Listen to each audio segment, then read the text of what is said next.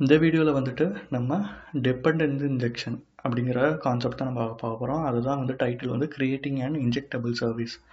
அது என்ன dependency injection அப்படின்னா, இதுக்கு ஷார்ட்டாக வந்து நம்ம டிஐன்னு சொல்லுவாங்க. இது வந்து நம்ம மேக்ஸிமம் இதுக்கு முன்னாடி ஏதாச்சும் ஒரு ஃப்ரேம் ஒர்க்கோ டெக்னாலஜி யூஸ் பண்ணிங்கன்னா கண்டிப்பாக டிஐ உங்களுக்கு யூஸ்ஃபுல்லாக தான் இருந்திருக்கும், ரொம்பவே யூஸ்ஃபுல்லாக இருந்திருக்கும். இது எப்படி ஆங்குலரில் ஒர்க் ஆகுது அப்படின்னு கேட்டிங்கன்னா, நம்ம இதுக்கு முன்னாடி பார்த்தது எல்லாமே ஒரு ஃப்ரேம் ஒர்க் பேஸ் பண்ணி ஒரு ஃபார்ம்ஸ் எப்படி ஒர்க் பண்ணோம், ஒரு பேஜில் இருந்து இன்னொரு பேஜுக்கு வந்து ரூட்டிங் மூலியமாக எப்படி போனோம், இதெல்லாம் நம்ம பார்த்துட்டோம். வேலிடேஷன்ஸு அது நம்ம ஓரளவுக்கு பார்த்துட்டோம். இது வந்து என்னென்னா, டேட்டாவை எப்படி நம்ம கொண்டு வர போகிறோம், ஒரு ஃப்ரண்ட் எண்டில் ஒரு டேட்டாவை நம்ம எப்படி யூஸ் பண்ண போகிறோம். மேக்ஸிமம் வந்து ஏபிஐ யூஸ் பண்ணுவோம், இல்லைனா வந்து ஸ்டாட்டிக்காக வந்து அந்த ஃபார்ம்லேயே வந்துட்டு கொரி எழுதி நம்ம அதில் கெட் பண்ணி உள்ளே கொண்டு வருவோம். கரெக்டாக இந்த மாதிரி தான் நம்ம ரெண்டு ஆப்ஷனால தான் அந்த டேட்டா பேஸில் உள்ள டேட்டாவை நம்ம கொண்டு வரும். ஒன்று ஏபிஐ, இல்லைனா டேரெக்டாக கொரி எழுதி நம்ம ஒரு டேட்டா பேஸ் ரிலேட்டடாக நீங்கள் ஒர்க் பண்ணுறீங்கன்னா அது டேட்டா பேஸ் கனெக்ட் பண்ணி நம்ம அதில் கொரி எழுதி கனெக்ட் பண்ணுவோம். இல்லையா ஸ்டாட்டிக்காக நம்ம ஒரு அரே மாதிரி வச்சு நம்ம ஒர்க் பண்ணுவோம். இந்த 3 விதமாக நம்ம ஒர்க் பண்ணலாம். ஓகே, அந்தோட ஒரு பார்ட்டாக தான் நம்ம இந்த டிஐயை யூஸ் பண்ண போகிறோம். இந்த டிபெண்டன்ட் இன்ஜெக்ஷனை நம்ம யூஸ் பண்ண போகிறோம். இது அவங்க சொல்கிற மாதிரி ரொம்பவே மோஸ்ட் பவர்ஃபுல் ஃபியூச்சர் தான் இந்த ஆங்குலரை பொறுத்த வரைக்கும், உங்களோட டேட்டாவை உள்ளே கொண்டு வரதுக்கு. ஓகே, அதை தான் வந்து சொல்கிறாங்க. Consider dependent injection to be the ability for angular to provide resources. Okay, இதுதான் வந்து உங்களோட அந்த ரிசோர்ஸஸை கொண்டு வரும்.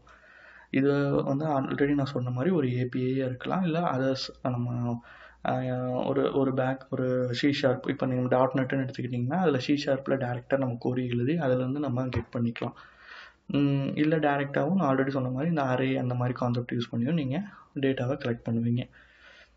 ஓகே, இதை வந்து நம்ம ஆக்டிவ் பண்ணுறோம். இந்த வீடியோவில் பொறுத்த வரைக்கும் இந்த டிபெண்டன்ட் இன்ஜெக்ஷனை நம்ம எப்படி ஆக்டிவேட் பண்ண போகிறோம் அப்படிங்கிறத வந்து பார்க்க போகிறோம்.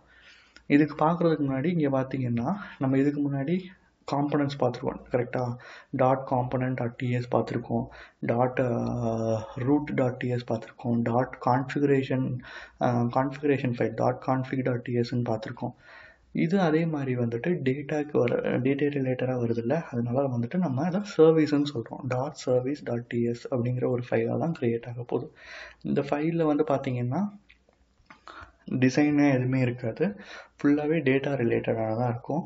இந்த ஃபைலை வந்து நம்ம எப்படி ஆக்டிவேட் பண்ண போகிறோம், ஒரு டிஐயாக நம்ம எப்படி கொண்டு வர போகிறோம் அப்படின்னா, இதுக்கு ஒரு கான்செப்ட் சொல்கிறாங்க. இதுதான் அதோட சின்டெக்ஸ். @injectable, ஓகே, அப்புறம் ஓப்பன் க்ளோஸ் ப்ராக்கெட்டில் ப்ரொவைட் இன் ரூட். அதுக்கப்புறமேட்டு இது நார்மலாக உங்களுக்கு தெரியும், ஒரு ஃபார்ம் எடுத்துக்கிட்டிங்கன்னா மேலே வந்து இம்போர்ட் இருக்கும், கீழே வந்துட்டு எக்ஸ்போர்ட்டில் கிளாஸ் இருக்கும். அதை தான் நம்ம இங்கேயும் மென்ஷன் பண்ணியிருக்காங்க. இந்த இடத்துல தான் நம்ம வந்துட்டு மெத்தடை வந்து ஒரு ரிட்ரீவ் பண்ணுறதா இருக்கட்டும், இல்லை ரிட்டர்ன் பண்ணுறதா இருக்கட்டும், இந்த ரெண்டுமே வந்துட்டு நம்ம இந்த இடத்துல தான் பண்ண போகிறோம்.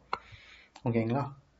ரிட்டர்ன் மீன்ஸ் என்னென்னா, ஒரு ரிட்ரீவ் பண்ணிட்டீங்கன்னு சொல்லிட்டு ஒரு மெசேஜாக இருக்கட்டும், இல்லை ஒரு டேட்டாவை பாஸ் பண்ணுறதா இருக்கட்டும், நம்ம அதுதான் வந்து ரிட்டர்ன் சொல்லுவோம். கரெக்டாக? ரிட்ரீவ்ங்கிறது நீங்கள் சென்ட் பண்ணுற டேட்டாவை தான் நம்ம ரிட்ரீவ்னு சொல்கிறோம். இது வந்து நார்மலாக உங்களுக்கு ஆல்ரெடி எல்லா ஃபார்ம்லேயும் நீங்கள் பார்த்துருப்பீங்க, காம்பனண்ட்டில், ரூட்டில் எல்லாத்துலேயுமே பார்த்துருப்பீங்க. ஓகே, இதில் நம்ம இம்பார்ட்டண்ட்டாக நம்ம சொல்கிறது என்னென்னா, இந்த service.tsஐ நம்ம எப்படி வந்து இன்ஜெக்டபிள் வந்து பண்ண போகிறோம், டிஐயாக நம்ம எப்படி ஒர்க் பண்ண போகிறோம், எது எப்படி ஆக்டிவேட் பண்ண போகிறோம், அதுக்கு சின்டெக்ஸ் இது தான். நீங்கள் இந்த ஃபார்ம் வந்துட்டிங்கன்னா மேலே வந்து இம்போர்ட் பண்ணியிருப்பீங்க, இன்ஜெக்டபிளை இம்போர்ட் பண்ணியிருப்பீங்க. அது எங்கேருந்து வருதுன்னா /core அந்த ஃபார்ம்லேருந்து தான் எடுத்துகிட்டு வருது. அதுக்கப்புறம் நம்ம இன்ஜெக்டபிளை யூஸ் பண்ணுறோம். அது என்ன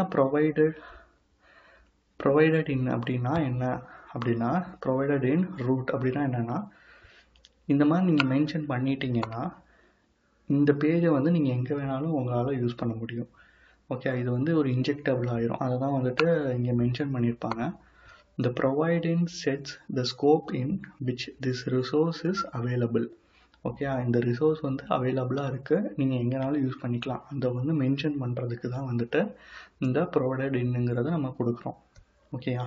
இப்படி நம்ம மென்ஷன் பண்ணும்போது இப்போ இதுக்கு நேம் வந்து பார்த்தீங்கன்னா car.service.ts. இங்கே வந்து அவங்க யூசர் சர்வீஸ்ன்னு கொடுத்துருக்காங்க. இது ஜஸ்ட் ஒரு எக்ஸாம்பிளுக்காக. பட் நம்ம இங்கே டாஸ்க் பைஸ் வந்தீங்கன்னா இதுதான் வந்துட்டு சர்வீஸோட நேம், car.service.ts.